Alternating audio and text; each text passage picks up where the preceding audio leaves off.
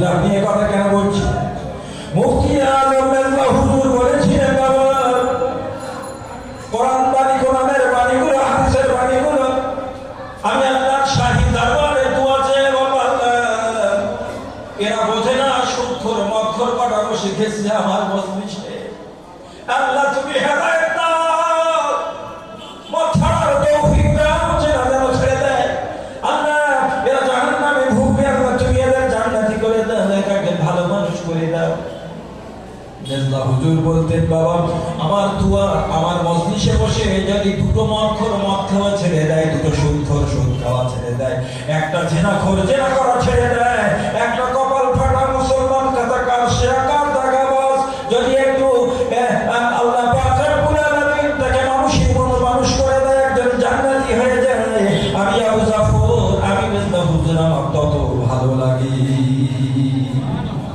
फैज़ कौमों की पुख्ता ख्याली ना रही, शुअला मकाली ना रही, बरकत तबई ना रही, रहिया रस्म आज़ाद रूह बिलाली ना रही, फलसफा तू रह गया मगर तलकीन गज़ाली ना रही।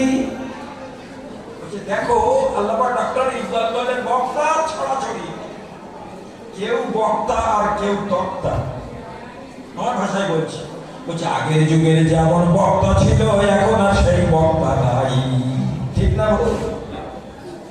আগের যেমন মুয়াজ্জিন ছিল, বেলাল ছিল, এখন আর ওই মুয়াজ্জিন নাই।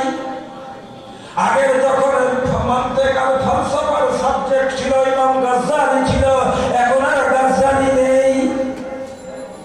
রহিয়া রসমে আযা রূহে বেলালি না রহি, আযান তো আছে কিন্তু বেলালের আযানের ধ্বনির মতো আযান নাই।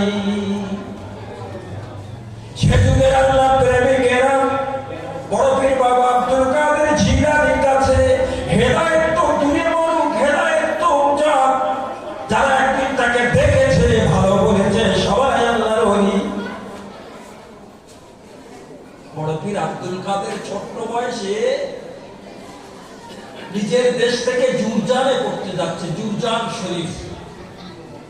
প্রতিমধ্যে একদল কি ধরলো, ডাকাতেরা ধরলো, জানা আছে তো ডাকাত।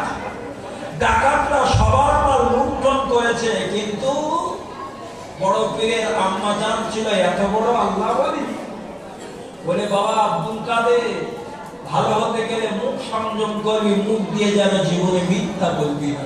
একটু জোরে বলুন, এর নাম মা বাবা, এর নাম মা। আব্দুল কাদের